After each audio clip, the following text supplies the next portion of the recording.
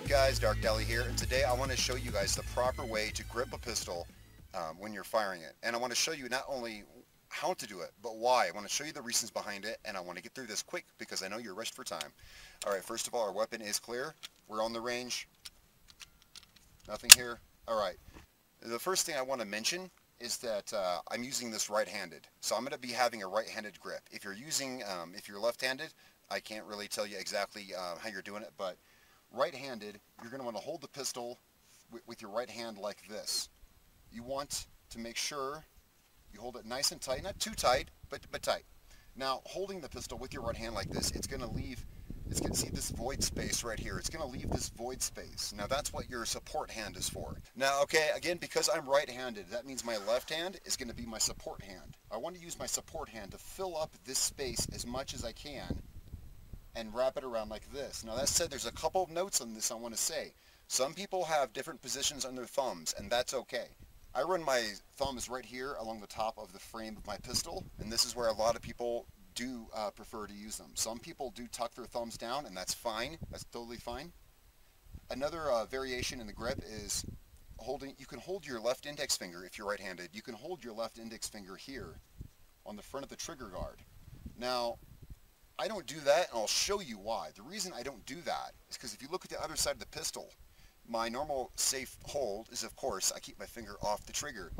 Well, when I keep with my finger off the trigger, at least for me, now maybe this is different for other people, but with me, I have long fingers, and my left finger wraps around, and they interfere, so I don't hold mine like that. That said, that is acceptable. Alright, so now we have our proper grip. We have our right hand gripping it nice and firmly, really seat it on there, get it nice, and you want a high grip. You want to grip as high as you can. See this part right here?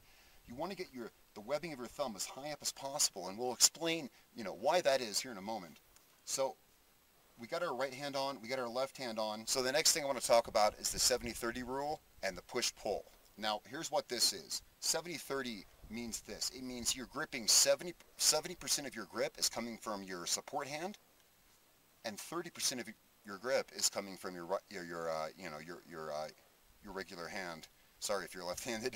I'm right-handed. I'm so used to saying that. So, here's the reason for this. You want to grip the pistol tight, but you want most of the grip to come from the support hand. And the reason is this: you don't want to grip too tight with your regular hand because you want to have good dexterity on the trigger. You don't want to be pulling the trigger. You just want to gently release it. You just want to release the bullet. You don't want to be clinching with your main hand. So you want to have 70% of your grip with this hand and 30% of the grip with your right hand. Now there's a couple other things I want to talk about. Okay, so push-pull.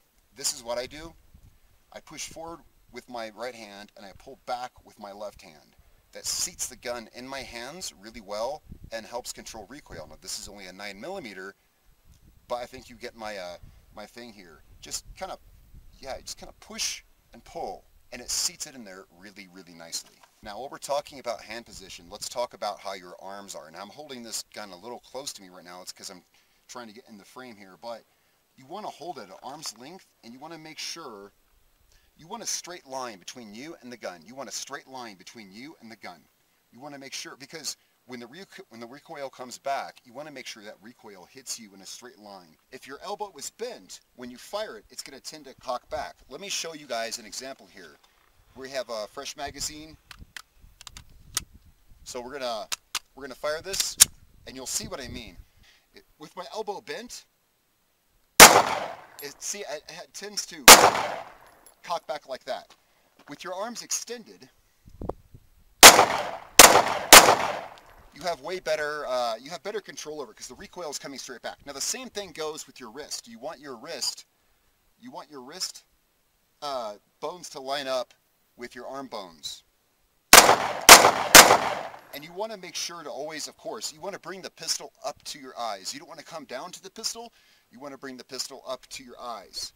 So that's how you want to fire. All right, now there's a couple more things I want to touch on that I said earlier. Now that said, let's just go ahead and let's jump to what a bad grip looks like. Like I showed you what happens when you have your elbow bent.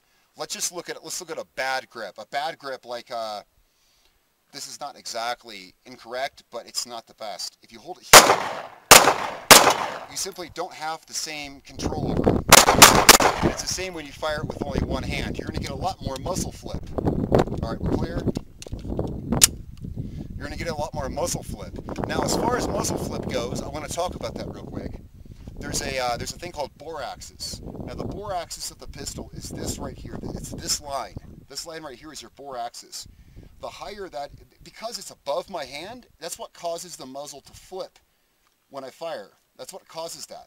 Now, if I could possibly hold the pistol like this, I would have no recoil because I'm getting straight all the way back. But because it's above your hand, it's going to cause it to do that. And that's the whole reason for this, and that's what I wanted to explain. That's why you want a good tight grip. And some pistols, like for instance Glocks, are known for having a very low bore axis. Some pistols have a much higher one, and that's going to cause more recoil. Now, let me talk about this, guys. The reason I mention all this is because of, you want to practice this and get this down. You want it to be muscle memory because, and the reason I want to talk about this is because in a situation where you're engaged with a target or something like that happens, adrenaline kicks in. You might not always think on your feet as much as you might think you will. Things can happen and you might not have the presence of mind to remember how to do everything. So the reason I'm saying all of this is muscle memory. You want that muscle memory down, so when you pull your pistol, you point it and you bring it up, you want to have that grip. You want to have that committed to your mind. You want to have your draw, and we'll go over that later, and your grip. You want to have all of that committed to memory, because when something happens, you might not always have the presence of mind to decide to do something that you're not used to doing. So practice this. Hold your pistol tight. Push with your main hand. Pull with your support hand. 70-30. Remember that, 70-30. Never, of course, never enter the trigger guard until you're ready to fire. And when you do fire, let it go nice and smooth. All right, guys. So that's it for today. I hope this was helpful and educational. Guys, I'm Darkdally, and I will catch you all next time.